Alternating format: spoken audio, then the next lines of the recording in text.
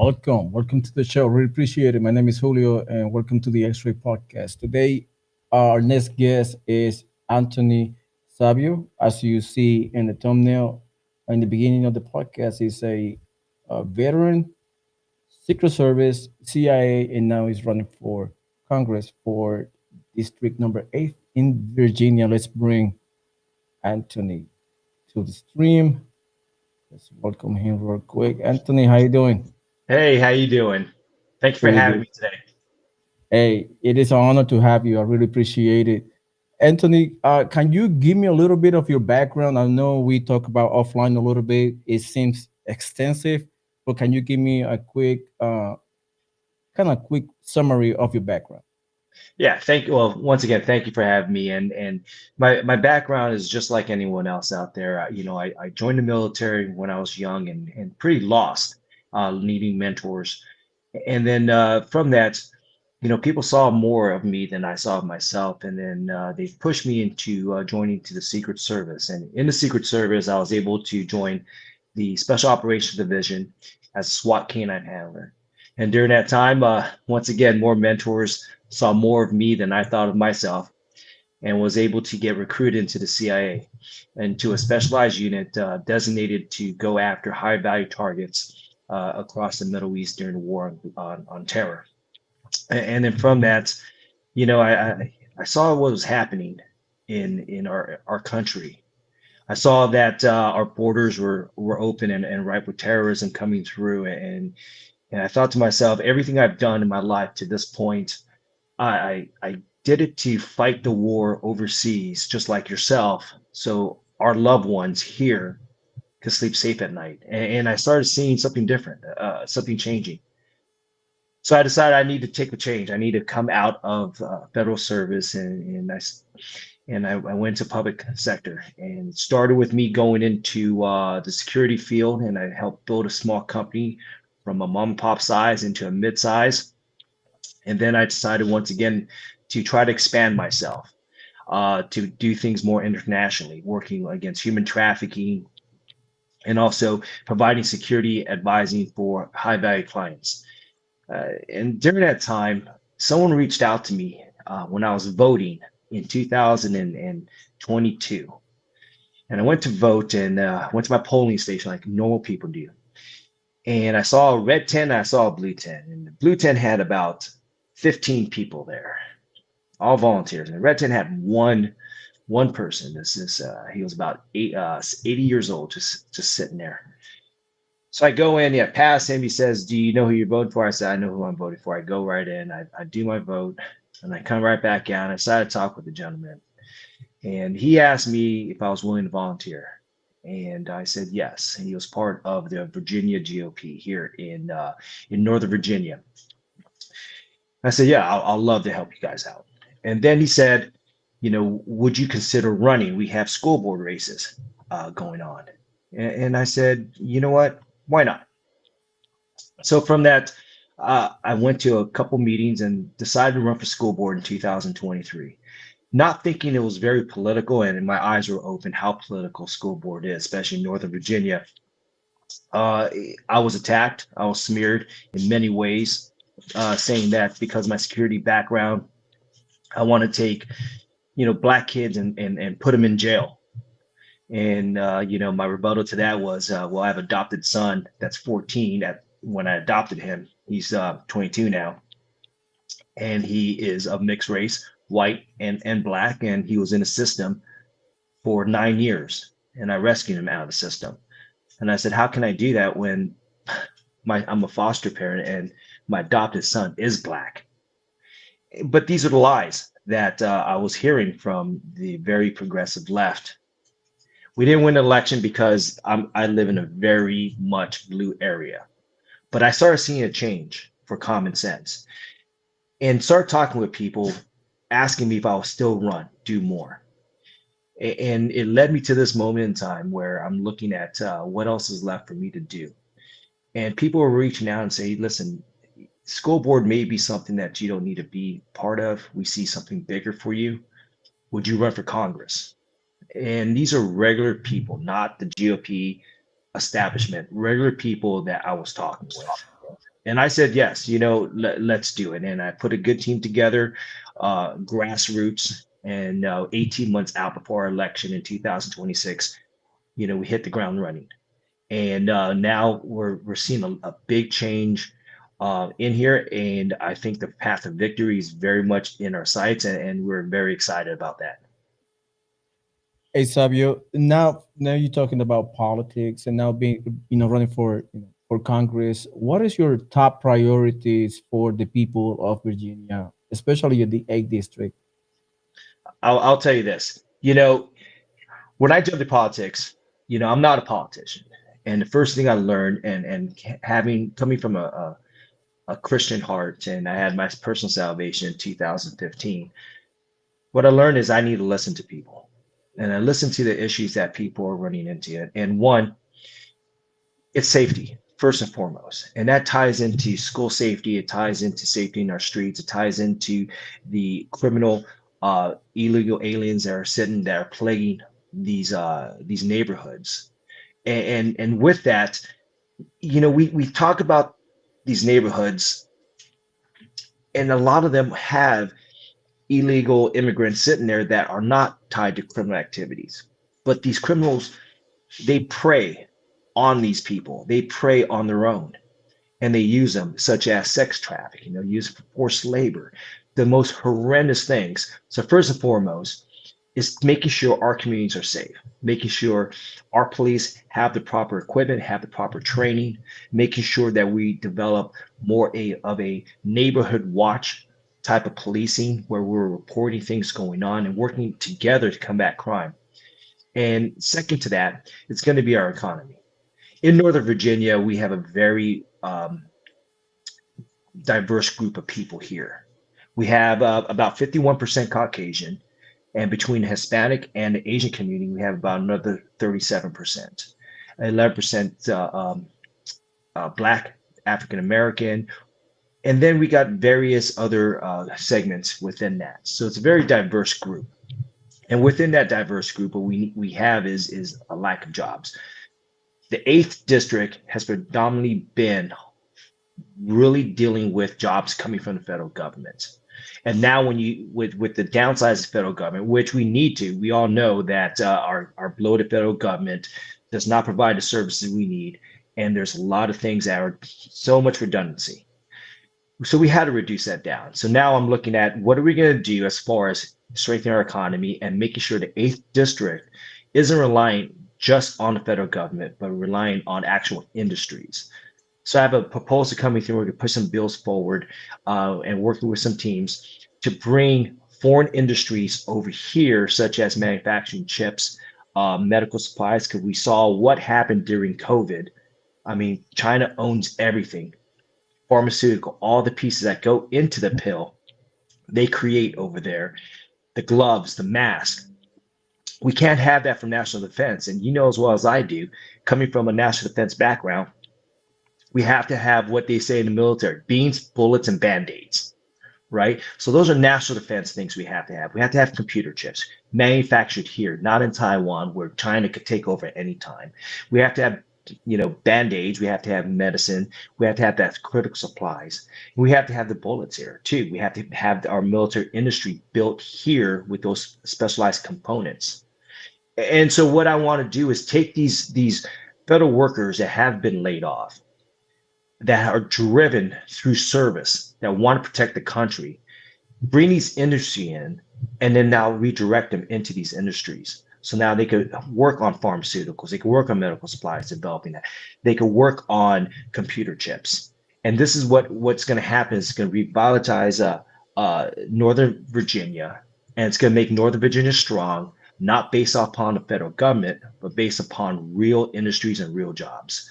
And the third thing, which is very near and dear to my heart, is actually affordable housing. And I don't want to use affordable housing as Section 8 housing or anything like that.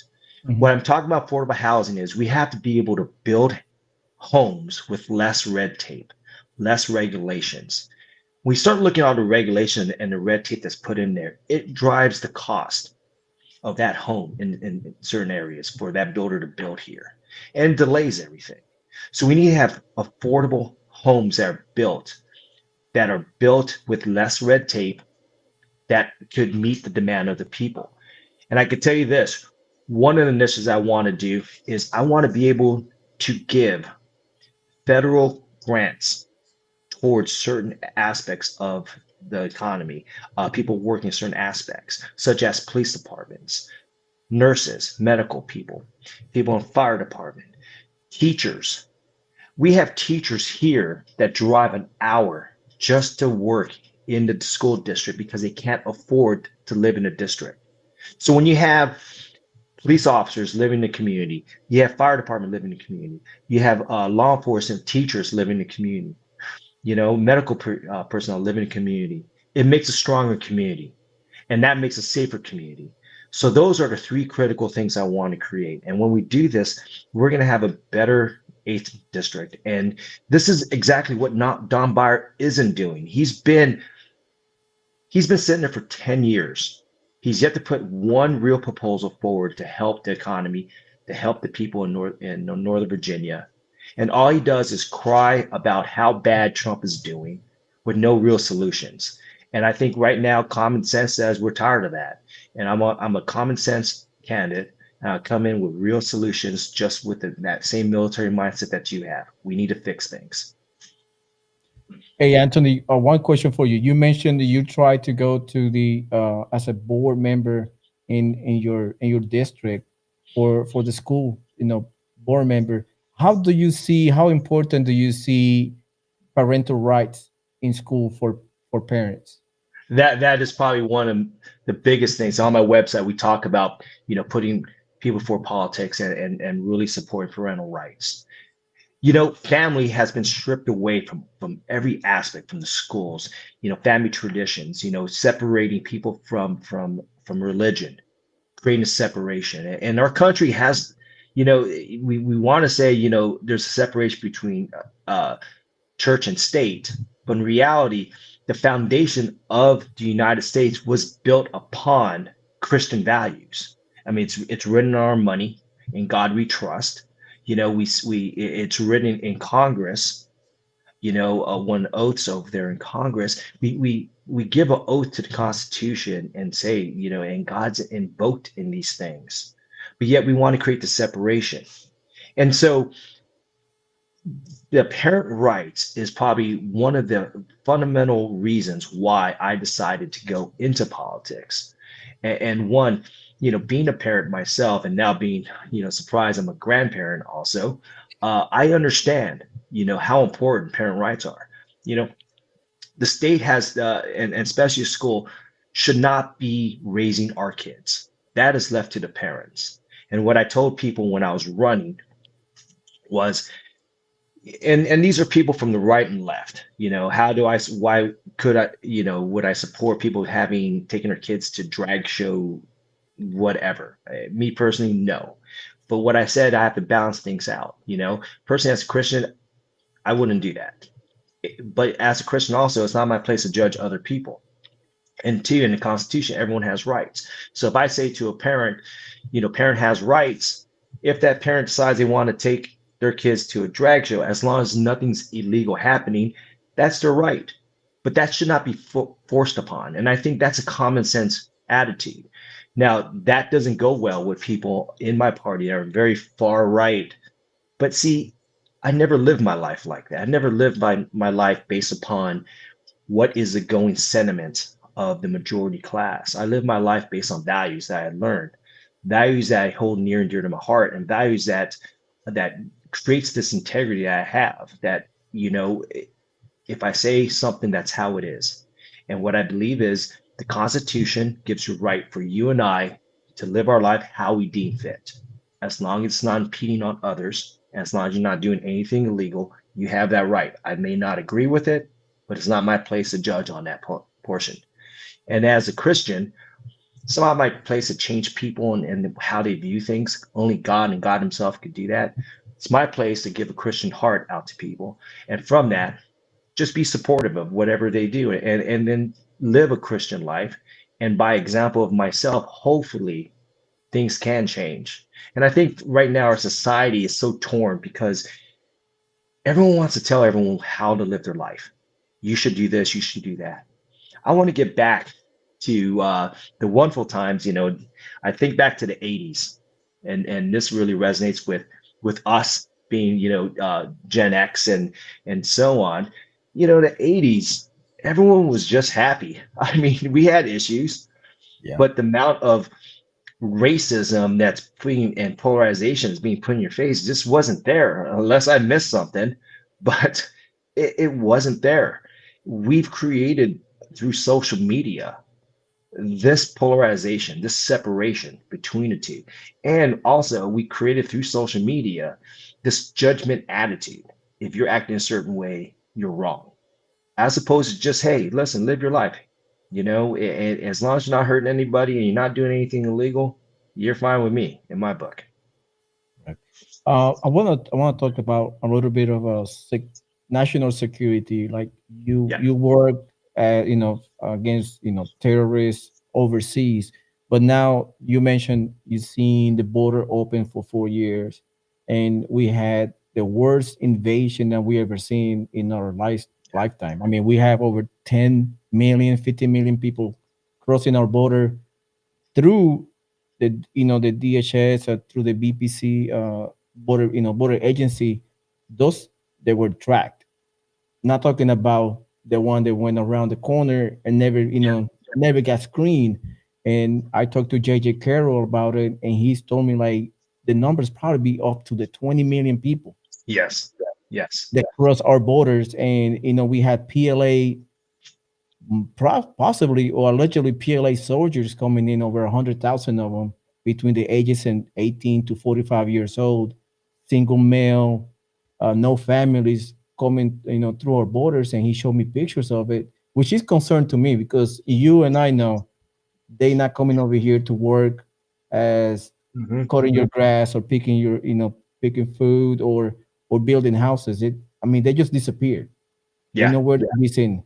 And how do you see that playing out in the future for your district and the United States? How can you put forward a legislation of finding those people that they just Hmm. disappeared? No, that's a great question. I could tell you this, that Don Beyer, the current incumbent, he has no solution. He just wants to. He's on the side of criminals, and just recently, he went to a facility, a detention center in Virginia, and asked to speak, to have a sit down with a criminal illegal immigrant that was caught trying to kidnap a young girl out of a mall. Caught on film, caught red-handed. It's there. He wanted to go speak with him. He's on the side of criminals. And let me give you a little political issue with this. We talked about the 20 million, and the 10 to 15 million, and then the gotaways equals up to closer to 20 million. And we just have no clue. And with that, you're going to get those criminal entities coming in. You have fighting age males. I can tell you this, in the agency, I specialize. When I moved from counterterrorism, I moved into counterintelligence. And I specialized in certain regions. And one of the regions was that Gulf region dealing with Hezbollah. And that ties in with Iran and the Houthis and the whole nine yards. But they have cells all the way through. It's known. The federal government knows that there's cells all the way in South America, sitting there waiting. Having open board allows them to push through. And then on top of that, in the north, in Canada, a lot of people with terrorist networks are coming from the north. So we did get invaded, and they're sitting here now. There's a difference between jihadist inspired and a concentrated cell that's sitting over here. Jihadist inspired are going to be the one-offs where you see a person is radicalized by something through the internet, and then they go do something. That's going to happen. Those are just crazy people. We have crazy people everywhere. Um, a terrorist cell is going to be a little bit more organized, and hopefully, we're combating this by having a very strong national security defense with Homeland Security, uh, and also with the FBI and ICE and the Border Patrol, CBP, to be able to find these networks and take them down with local PD. That's going to be an ongoing battle to try to combat that. Now, when we start looking at all these people that came over and Don Byers not doing anything, one of the things that I've proposed, and we're going to push a bill forward, is the path forward. We need an off ramp. So what Trump has done, he said everyone with any ties with immigration or illegal immigration and any criminal activity, any ties, immediate deportation. Right? I 100% agree with that. First and foremost, we need to do two things. We got to close the border first and foremost, stop the flow going in. I think right now it's down to 1% coming in compared to what it was before. It's reduced down. And second to that, we have to start finding these criminal entities and start deporting them. But there's another aspect that we have to look at. And when I look at the board, I look at it from a side of empathy also. I look at this crisis as not a Democratic crisis, it's a Democrat and Republican crisis. Because why did it take President Trump to come in there to do a mandate to shut that border down when we had Republican presidents in the past and that border was open? We had Republican-led Congress, that border was open. And so it's been neglected. And so what I want to do to propose forward is two things. One, we got to close the border, get all the illegal immigrants out. Plain and simple. That's that. I think across the board, people will agree with that. Second to that, we have to be able to identify every single person that came across, and we have to go ahead and get them vetted. Vetted means we have to do a background check. If anything pops under background check, that means deportation. If it has any criminal entities or any criminal ties. Everyone else, we have to be able to identify them. We have to get them registered. We have to know where they're living. We have to do this. Second to that, we create a path forward, and it's not a path forward where you get immediate citizenship. A path forward has normally, take the time to go through the process to be able to show that you are, you're coming in here, you're working, you're providing to the United States and not taking from the United States. And then second to that, you're changing. You're becoming part of the American fabric. You're not staying with the Mexican fabric or the Argentinian as your main. You're becoming an American. You can be an American and still have your roots. I mean, you and I are both. I was born in Puerto Rico just like you. I love Puerto Rico, but I'm American. First and foremost, Puerto Rico has my heritage, but I'm American. And so they need to be able to do that, have that process. You have to go through that process. And once they go through that process, then they apply for their citizenship and then they grant your citizenship. So we have to do that. And what I want to do is propose a bill that shows a path forward of that. Now, we talk about a lot of these, what the Democrats are doing. Democrats are redistricting. There's people are shifting out of California. They're doing all these different things. I can tell you a couple of things that they want to do is they want to replace the population they're losing in certain areas, such as California, Illinois, and different areas, because people are migrating. A lot of them are migrating to your state because they're just fed up. And so what they're trying to do is redo a census. That's why it's very key and important. We have a census coming up. Trump wants to do a census early. He wants to do it of just U.S. citizens. The Democrats want to do a census of everyone. If you do Mm-hmm. everyone, that means you're counting the illegal immigrants. They're sitting there, which raises the counts of how many seats you have in Congress. That's why Democrats have used this time and the big push of 20 million people to push them into certain areas to maintain certain seats, especially in California, New York, and Illinois, and also create new seats by redistricting and gerrymandering. Now, the Democrats are sitting there, especially in Texas, are saying, oh, you're gerrymandering, doing this, that, whatnot. The Republicans are doing this. The Republicans have been doing this for decades. This has been Right. their plan. That's how they've maintained power in these certain areas. And so we're finally playing the game based upon their rules, and they don't like it. And I'm happy that the Republicans are finally stepping up and doing that under President Trump's leadership and guidance. We finally stepping forward and say, listen, you set the game rules, you set the playing field. We're going to play those games. We're going to play that. Before, Republicans said, well, listen, we don't play that game. Right now, Republicans are saying, okay, you guys are playing that game. We're going to play it too. And they don't like it. And that's why it's up in the uproar. Now, what we have to do, a lot of these illegal immigrants will become citizens down the road. because, and we're talking about the good ones. We're not talking about the criminals or anything. We're talking about the good ones, right? We have to be able, as Republicans and conservatives, go to them. And I could tell you a lot of places, say, such as in Venezuela, or even if you go into, Koreans and that come over here. One of the things that the Democrats have been very strategic about, which falls into my time really tackling a lot of different things with the agency, is you notice the colors that we carry are red. What are the colors predominantly of communism across the world? Red.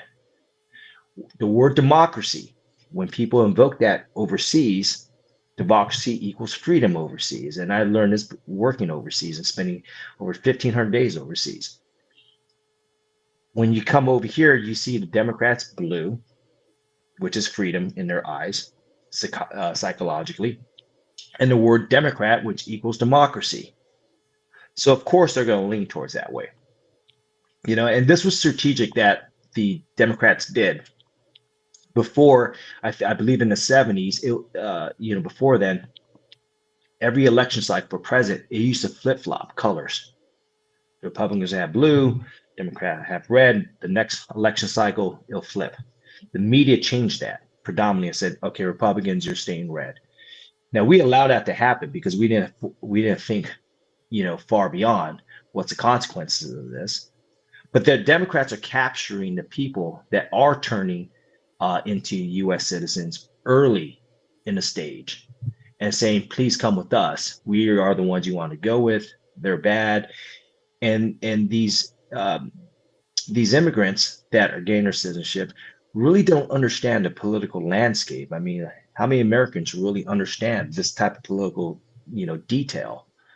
So they're like, okay, well, they say that I should be a Democrat and democracy makes sense. So they start leaning that way. But then it takes a couple of years until reality hits them, and they're like, wow, I've never been part of this party. This is exactly what I left. But they've already voted in a couple of cycles at that point. And so, as Republicans, we have to go out to these swearing in stations when they're doing a swearing in. We have to meet them there. We have to talk with them about the Republic, about what the Constitution means, about what our party represents, which is family traditions and conservative values.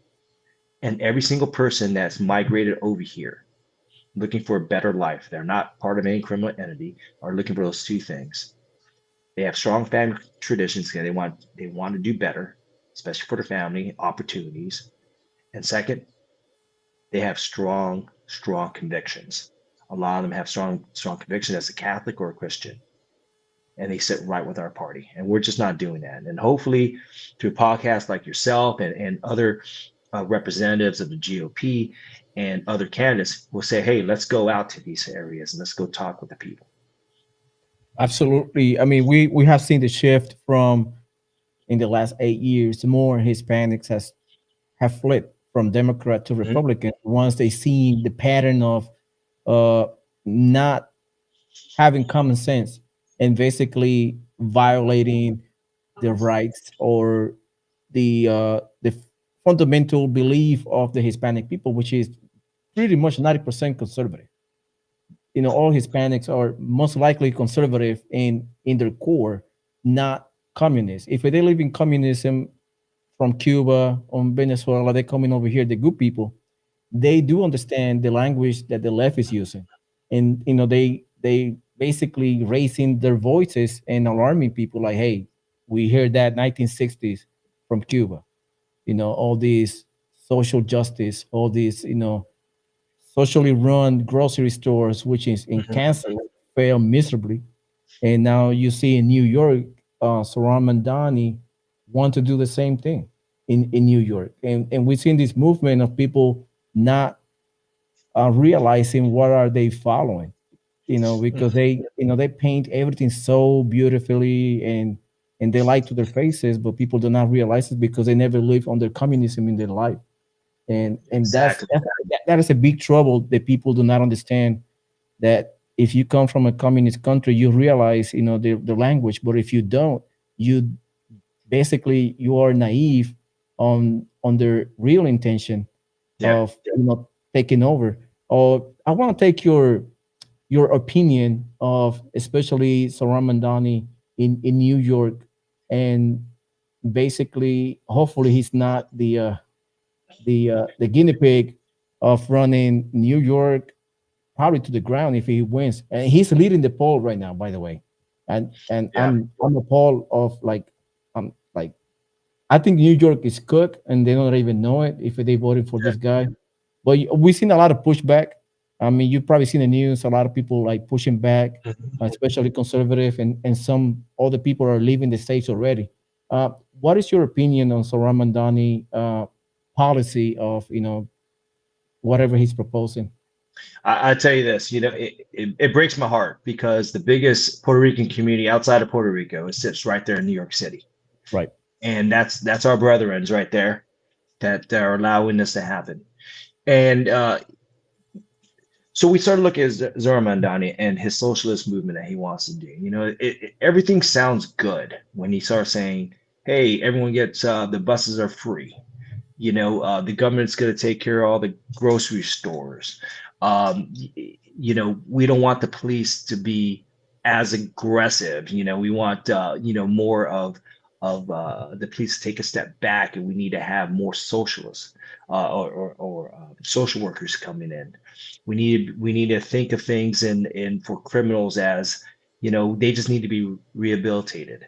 These are failing policies, and it's going to get people killed. Sorry to say. It's when we start talking about government run metros. Okay, where's that coming from? Well, you're going to raise taxes. Everything looks good until it comes down to the dollars, and you're going to raise taxes. And who are you going to tax? So we're going to tax the rich. How much are you going to tax the rich to fund this? It's impossible. You're going to tax the regular people, not just the rich, because there's just not enough money there to fund these programs. And you're just not talking about the fare. I mean, the fare, whatever it is, you still have to pay for the gasoline. You got to pay for the people working. You got to pay for the maintenance of things. Then you start talking about the police. And he tried to backtrack after the shooting, but it's already done. I mean, he's already said that he does not believe in police. He thinks police are too aggressive. He thinks police, he wants to reduce the police. He wants to drastically, he wants to go more in this in social workers, which won't work. There's one thing when people like Zoran Mandani talks about policing. There's one thing they miss upon this. And it sounds good to have social workers come talk to people and everything, but you have to have the criminal comply. And they're criminals because they just don't care. And so how is this even possible when half of the equation is the criminal's intent and the criminal's mindset? So if you don't understand the criminal mindset, then that's where you come out with these policies. Oh, everyone's good, and that's fine then until you're getting mugged and you have a gun in your face and possibly shot and killed. You know, and when we start looking at who is supporting Zora Mandani, typically it's not going to be the people that are on, working hard every day that live in these in the inner city. It's typically going to be the ones that are sitting outside of it that have Mhm. the ability to make these thoughts and really think about these things and say, well, you know what, having more of a socialist programs is better for everyone, but you live in a disconnected reality. The disconnected reality is because you don't live where the normal people live. You don't deal with the normal struggles that everyone deals with. You're not dealing with the high crime, probably because you're in a gated community. So these things sound wonderful on paper, and people get enticed by it. And then the second part of that, the low information voters, which there's a lot of that live in these areas that are plagued with crime. you know eh, they're enticed by things given to them. Oh, we're going to give you this and this. Yep. And that's the way the Democrats hold on. That's the way socialism holds on to power. I'm going to give you, so vote for me. And then the other ones that don't need to be given anything, they sit there and think, if we just try something differently, you know, maybe everything will be all right in these areas. But those individuals aren't living in the reality of knowing what a gangbanger is, what their mentality is, how fast that they're willing to turn on you in a heartbeat. I mean, I grew up in San Diego. People think San Diego is a wonderful area, but I grew up in a small city called National City. And at the time where I grew up, per capita, it had the most crime per capita in all of California, beating Compton because it was so Wow. small. And we had in our air in our small town, National City, you had all converging, neighborhoods converging, all right there. Hispanics, Asians, Samoans, and the blacks, all converging, and each one had their own gangs. And to live in an area like that, where you got to be able to watch what you say, who you're around, what's going on, your situational awareness, it became second nature to me. And so now, when I talk about these stories and I talk with people that have not lived in these environments, they're it blows their mind. They don't understand. They're like, really, it's like that? Yes, it's 100% like that. And criminals are going to plague on people because they're criminals, regardless of anything. And I tell a lot of people, listen, the best way to beat socialism is having mentors. I would not be where I'm at without my mentors. My mentors, every stage of the way, found something better in me than I found in myself. They thought bigger of me than I thought of myself. And if we're going to combat socialism, it takes us as conservatives going out there as leaders, going out there as men, and just doing simple things. I volunteered to teach flag football. I coached flag football for 2 years.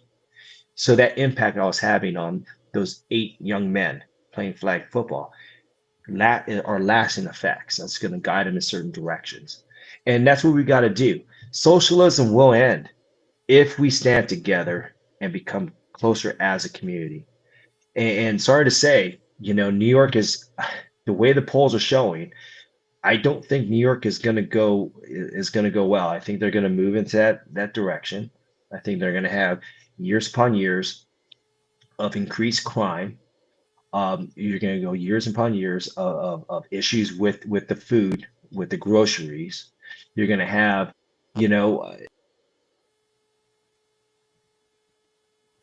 Oh, we have some internet problem right now. Hopefully, he's be back soon. sorry about that.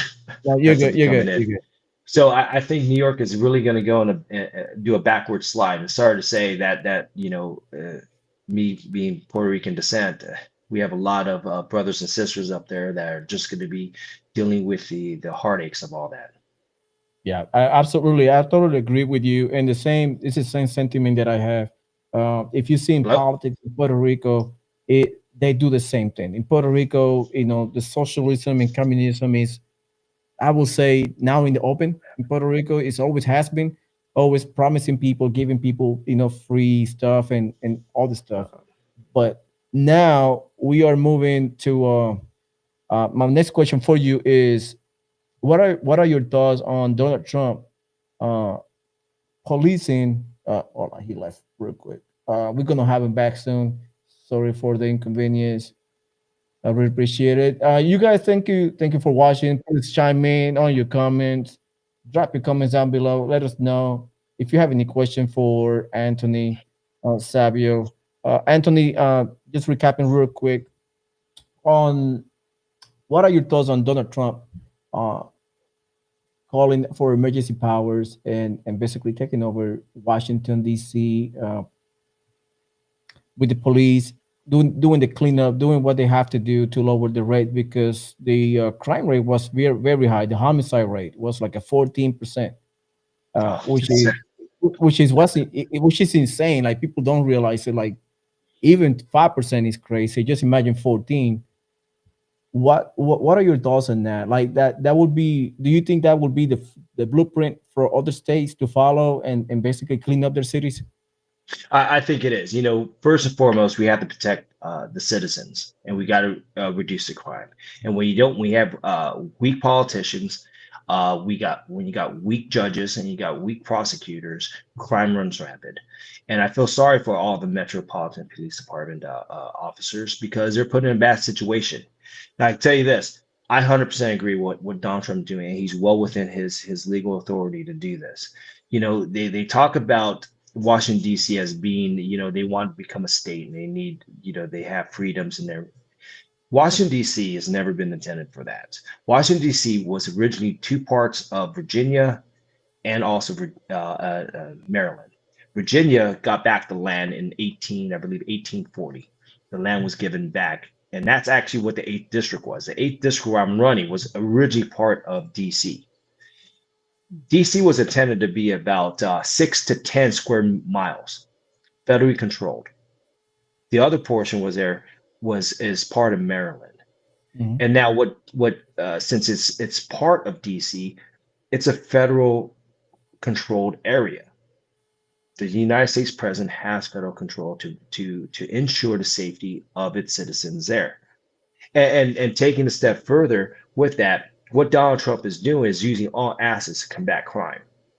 It's the same thing that anyone else of us would do. We come from a military background. If we have an issue, we're going to look at all our resources and we're mission focused and we're going to take care of that. And we're not going to go halfway in. We're going to go full in. And Donald Trump has the same mindset. And I'm glad that he has advisors that have a strong sense of patriotism, national security, and also a military mindset to say, listen, if we're going to do this, we're going to do it the right way. And it requires every single asset we have here to make a difference. And it should be.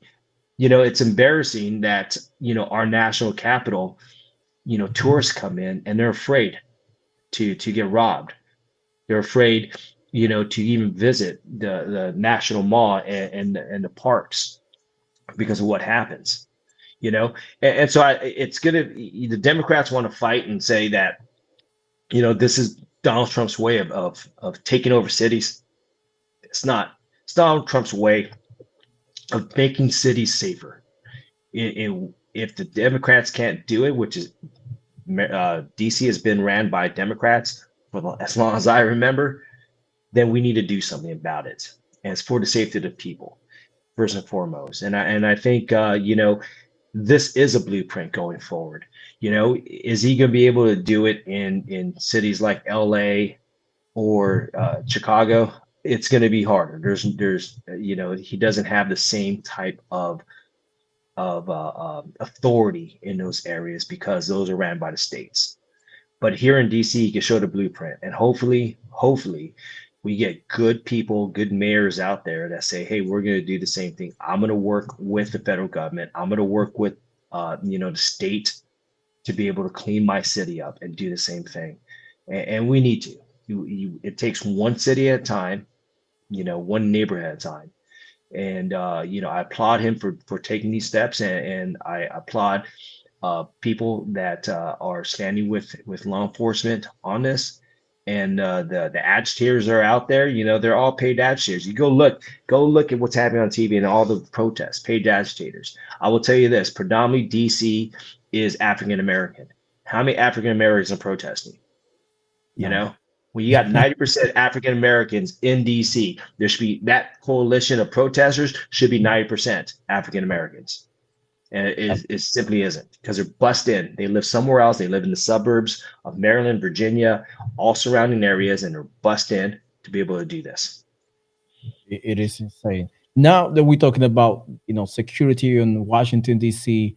and Trump taking a bold action against cartels in the southern border and northern border, he just authorized full-on military incursions, probably in deep inside Mexico.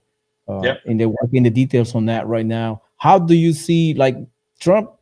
Like his mind is absolutely incredible. I mean, he could do 20 different things at one time and doing it well.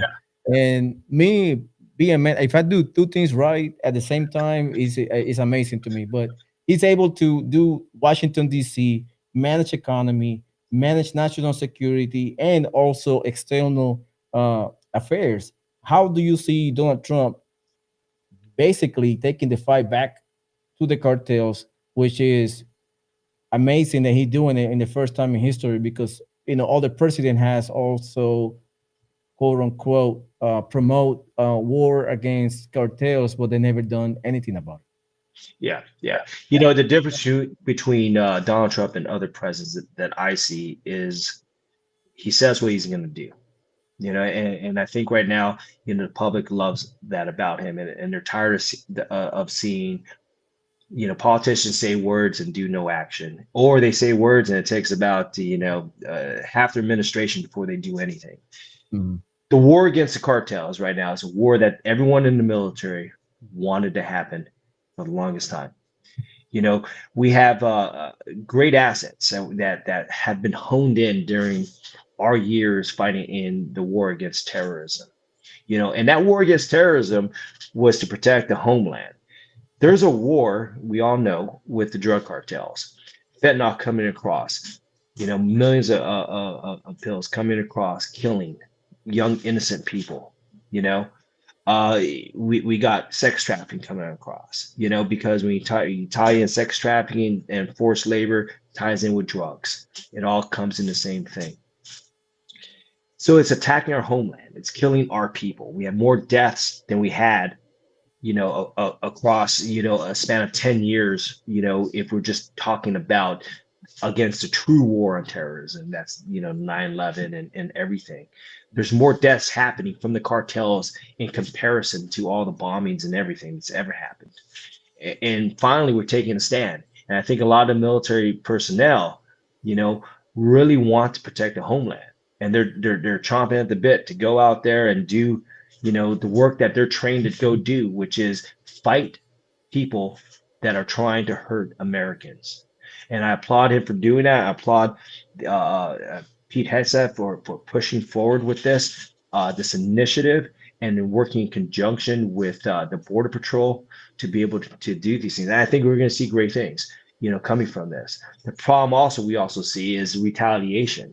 The retaliation, because we already have the gang units sitting over here, and gangs retaliate, especially the cartels, retaliate in ways that we are not used to.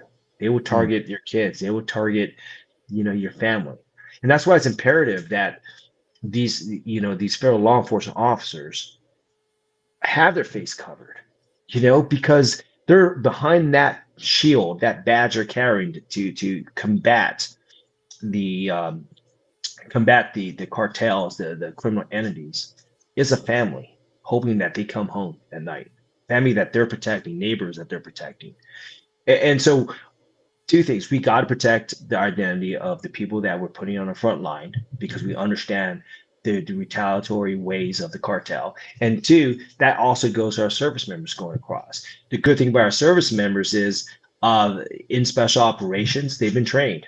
It's honed in. They understand protecting identities, separations, just like when I did any of my agency operations. It's just we had level protection to protect us from our identities with things.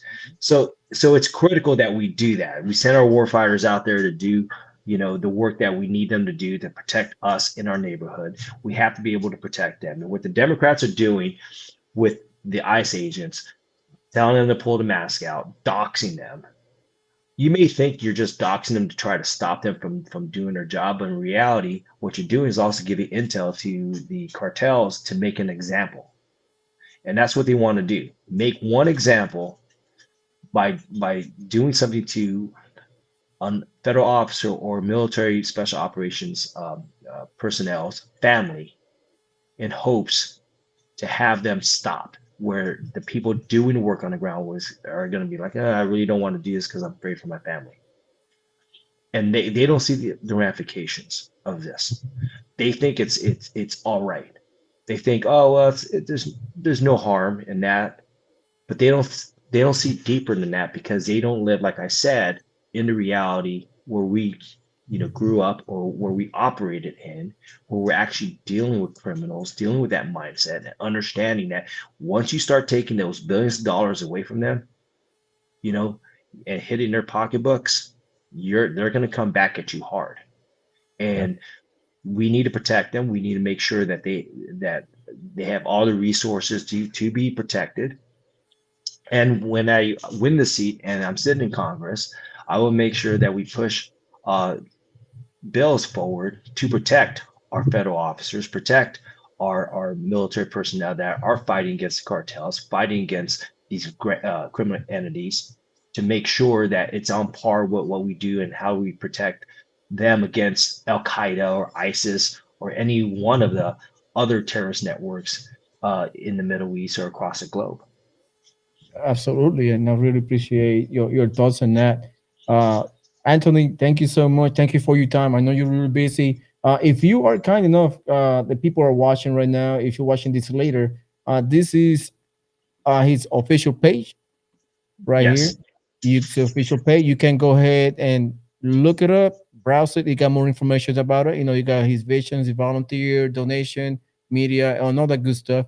Go ahead, get in there and donate and help these gentlemen get into Congress and reinforce the conservative values that we are kind of losing in the fast pace in this new, I would say, political warfare that we're fighting right now, basically for our existence. And I don't want to see another 1774. We don't need that right now.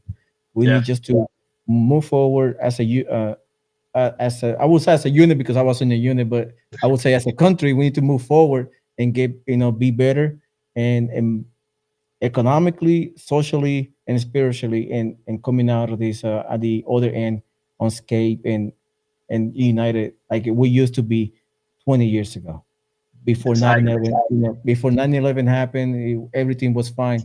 9/11 happened. It's like we went through a portal of like polarization and all the stuff that that we've been through for the last 20, I would say 24 years. But Anthony, Sabio, thank you so much. Really Thank you. appreciate it. And if you have any last word before you leave, you go ahead. You have the floor. I say right here, I have an election coming up. It's federal. But one of the things that we could do right now is look at our local elections. Go vote for your school board members. Go vote for your board of supervisors. Those are the ones that deal with you every single day. They're the ones that raise your taxes. They're the ones that are propagating, DEI into the kids. They're the ones that are trying to separate yourself from your family and your family traditions. It's more important in my race that you go vote. Vote for your local elections and let's make a change out there. All right, Anthony, thank you so much. I really Thank you. appreciate it. God bless you, brother. Take care Thank and let me know. I will you. Okay, keep I will keep I will keep tabs on you, see how you're doing, definitely. and hopefully on 2026 I will see you as a new elected official and put your foot forward and do what do what you do best. You know, is taking care of the Yes. families, your constituents, and the country. Yeah, definitely. Thank you so much for this time. God Thank you, bless. brother. Take All right. care. All right. Bye bye. Bye bye. There you have it. That's always Anthony Sabio. You can follow him. I'm going to post his. I'm going to show him again over here. On let me put him big right here. There you have him. If you're in the District 8 of Virginia, go ahead and take a quick look at this. If you're in Virginia, or if you know somebody living in Virginia on District number 8, that's Anthony Sabio. That is all information. He's a veteran, Secret Service. He also worked at the CIA as a counterterrorism agent, and also now he's running for Congress for District number 8 in Virginia. And it was obviously a honor to have him in. Hey, thank you so much for visiting us and for joining us in the live stream. Really appreciate it. If you are kind enough, please like and subscribe and share this channel right here below. You can find all the info, boom, boom, right there. I'm on YouTube, everywhere. There we go, right here. Also, we got Instagram, YouTube, TikTok, and Facebook as right here as the X-Ray Podcast, right there. Boom. There you have it. Thank you so much. I really appreciate it. God bless you. Take care. And also, have a good weekend, by the way. And I will be back in 2 hours for the live stream of Donald Trump meeting with Putin in Alaska. That will be interesting stuff to see. So I'll see you in a few hours. Take care. Have a great lunch, and I'll see you in the next one. Take care. Bye bye.